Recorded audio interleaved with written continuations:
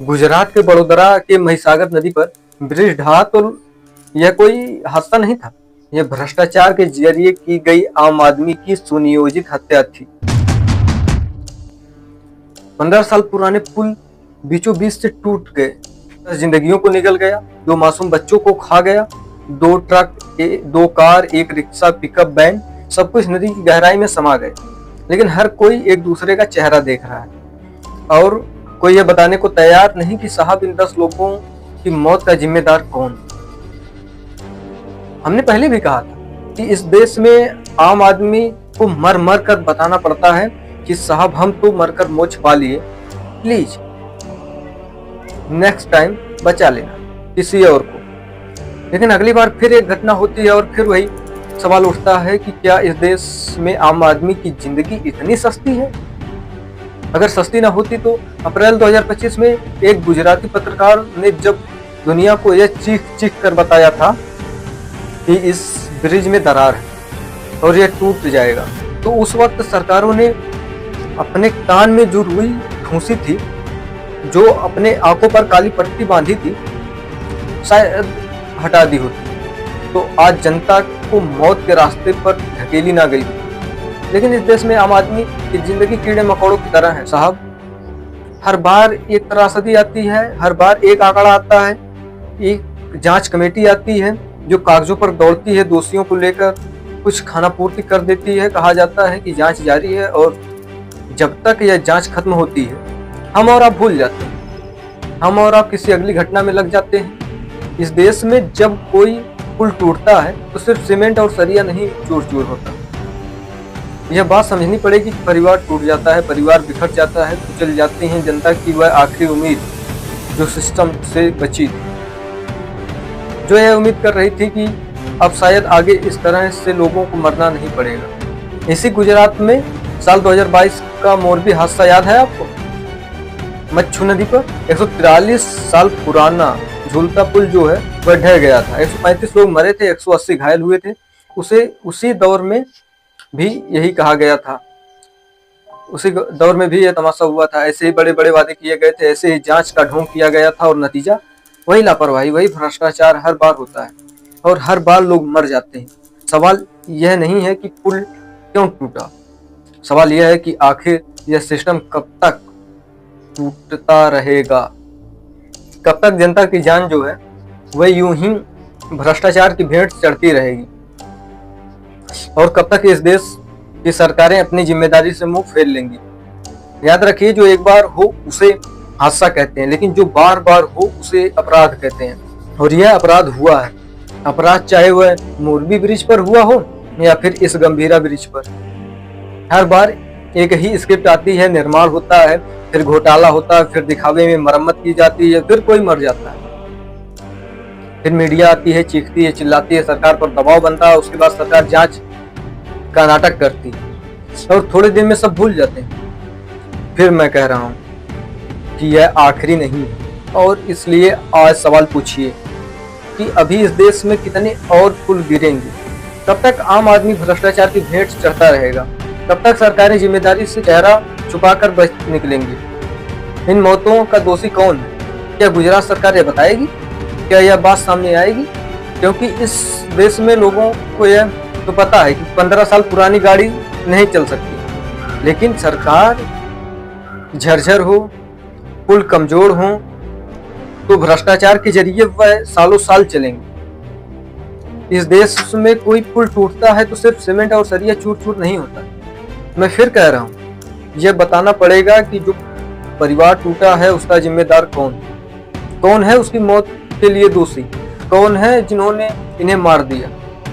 बहुत शर्म से कहना पड़ रहा है कि अंग्रेजों ने हमारे यहाँ 200 साल राज किया, लेकिन आज भी उनके 100-150 साल पुराने बनाए गए पुल सीना तान के खड़े हैं। अंग्रेज हमें लूटने आए थे, हमें लूटा, लेकिन उसके बावजूद जितना काम किया वह ऐसा किया कि वह आज भी मजबूती से खड़ा है। और हमारे यहाँ देसी इंजीनियर का कमाल है, हमारे यहाँ देसी लोग 8-8 साल तक काम करते हैं और जिस दिन उद्घाटन होना होता है उसी दिन टूट जाता है।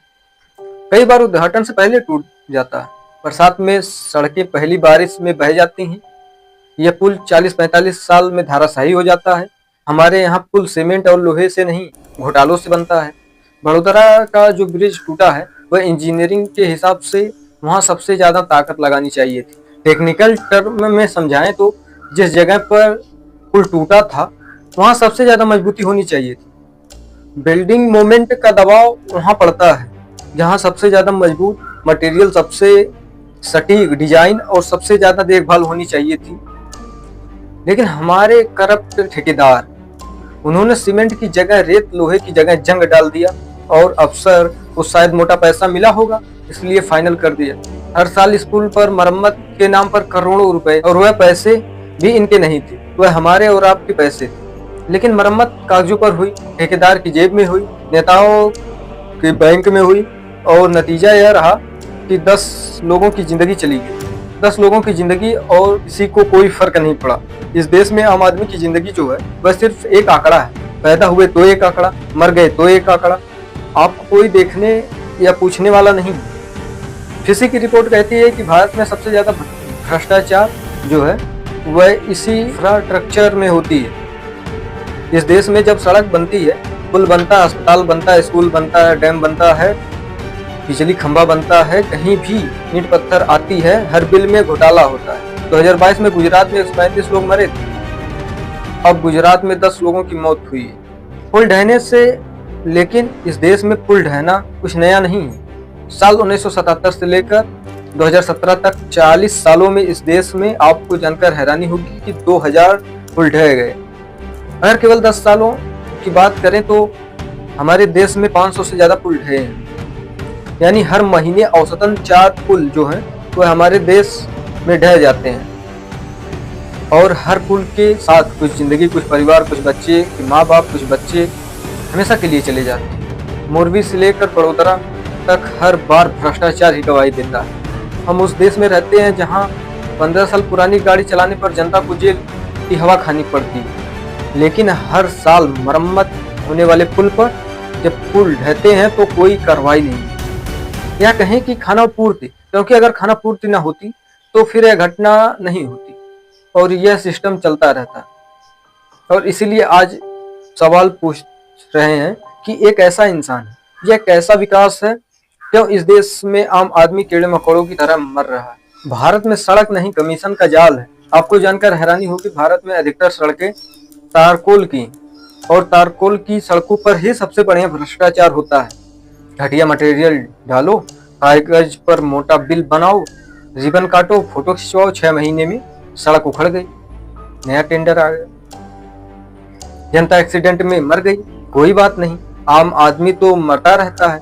आप और हम टैक्स देते हैं, हमारे पैसे से सड़क बनते हैं, इस सड़क पर हम मर जाते हैं, फिर उसका नया टेंडर निकालते हैं, फिर यह पैसा कमाते हैं और फिर कोई और मर जाता है। सीबीआई की एक चौंकाने वाली रिपोर्ट कहती है कि भारत में रिश्वत का आलम यह है कि 90% लोग नकद में रिश्वत देते हैं इन अफसरों को, नेताओं को, इन सब टेंडर्स को पास करवाने के लिए। 70% लाखों में घड़ियां दी जाती हैं, आलीशान बंगला दिया जाता है, सोना दिया जाता है। हर प्रोजेक्ट की लागत का 30% हिस्सा रिश्वत में जाता है। अब आप खुद सोचिए कि जब एक सड़क बनने से पहले यह तय हो जाता है कि कितना पैसा किसके पास जाएगा, कौन जो है वह कितना कमाएगा और कौन है जिसका मुंह पैसों से बंद कर दिया जाएगा या इसको पैसा लेकर खत्म कर दिया जाएगा। अगर यह सब पहले से तय होता है तो फिर यह पुल कैसे टिकेगा। अंग्रेजों ने लाख भारत को लूटा, लेकिन जो बनाया वह तमीज का बनाया, और अंग्रेजों से गैर गुजरे हमारे लोगों में है। हमारे देश में पुल गिर जाता है, स्कूल की छत टपकने लगती है, अस्पताल की दीवारें ढह जाती हैं, बिजली के खंभे जो हैं हवा में बह जाते हैं। इंफ्रास्ट्रक्चर हमारे देश में कमीशन का नया धंधा बन चुका है और हमारा समाज भी इसमें हिस्सा है। हमारा समाज बेईमानों को लेकर अलग नजरिया रखता है। भले ही कोई आदमी जिसको हम जानते हैं कि रिश्वतखोरी से, करप्शन से पैसा कमाता है, लेकिन अगर पैसा कमा लिया है तो हम और आप कहते हैं क्या बड़ा आदमी है यार, और चलो फिर रुक जाते हैं। अरे हमारे इलाके की शान है, हमारे यहाँ शादी होगी तो हम उनको बुलाएंगे, और अगर कोई ईमानदार आदमी है तो कहते हैं पागल आदमी है भैया, ईमानदारी का ढोल पीट रहा है। हमारे देश में भ्रष्टाचार अब गुनाह रह ही नहीं गया। काम निकलवाने का स्मार्ट तरीका है। कोई रातों रात बंगला बनाए, लग्जरी गाड़ी में घूमे, लोग तारीफ करते। कोई नहीं पूछेगा अरे सारा पैसा करप्शन से छाप दिया, बेशर्म आदमी है। कोई नहीं कहेगा आप खुद देखिए अपने अगल बगल। लेकिन अगर कोई आदमी सिस्टम से चल रहा हो, धमकी सह रहा हो, ईमानदारी से जीना चाह रहा हो, तो लोग कहेंगे पागल है, ईमानदार बन रहा है, हरिश्चंद्र बन रहा है। यही मानसिकता है हमारी। चुप्पी यह जो है ठीक है ना यार, पैसा देकर काम हो रहा है तो क्या दिक्कत है। मतलब दुनिया के हम एकलौते देश हैं जहां पर घूस कम लगने के लिए हम फोन करवाते हैं। यह बेशर्मी हमारे देश में है और इसलिए यह घटना हुई। गुजरात में जो हुआ या राजस्थान में जो हो रहा है, मध्य प्रदेश में जो हुआ, महाराष्ट्र में जो था, और देश के अलग अलग कोनों में हर जगह आप जानते हो सड़क पुल हर साल गिरता है, हर साल। ये उसी लापरवाही का नतीजा है, क्योंकि वह भी जानते हैं कि जांच की नौटंकी बनेगी, कार्यालय में आंसू बहे जाएंगे, 4 दिन यह करेंगे फिर शांत हो जाएंगे। अरे भाई साहब, कौन ठेकेदार है, कौन है अफसर, कौन इंजीनियर है, कौन नेता है, कौन इस 10 लोगों की मौत का जिम्मेदार, कोई बताएगा। एक बार हादसा हुआ तो मान लिया ठीक है गलती हो गई, लेकिन दूसरी बार के बाद नहीं। 145 करोड़ की आबादी में अगर 10 लोग मरे हैं तो ऐसा लगता है कि शायद सरकारों को कोई फर्क नहीं पड़ेगा। मीडिया में भी 90% लोगों को कोई फर्क नहीं पड़ता, उनको हिंदू मुसलमान करना है, लेकिन हमको फर्क पड़ता है। और इसलिए हम कह रहे हैं कि आपको भी बेईमान लोगों को इज्जत देना बंद करना पड़ेगा। जब तक आप भ्रष्टाचारियों का सम्मान करेंगे तब तक यह सब चलता रहेगा। कब तक अपने टैक्स के पैसों से बने जर्जर पुलों पर मौत की सैर करेंगे, कब तक आप भ्रष्टाचार की भेंट चढ़ेंगे। अगर भ्रष्टाचार के रावण को मारना है तो नजरिया बदलना पड़ेगा, ईमानदार को इज्जत देनी होगी, बेईमानों को लात मारना पड़ेगा। ये नहीं सोचना होगा कि मेरे अकेले से क्या होगा। याद रखिए, हम सुधरेंगे तो जग सुधरेगा। एक एक आदमी अगर यह सोचेगा तब बात बनेगी। सोशल मीडिया पर ज्ञान देना आसान है।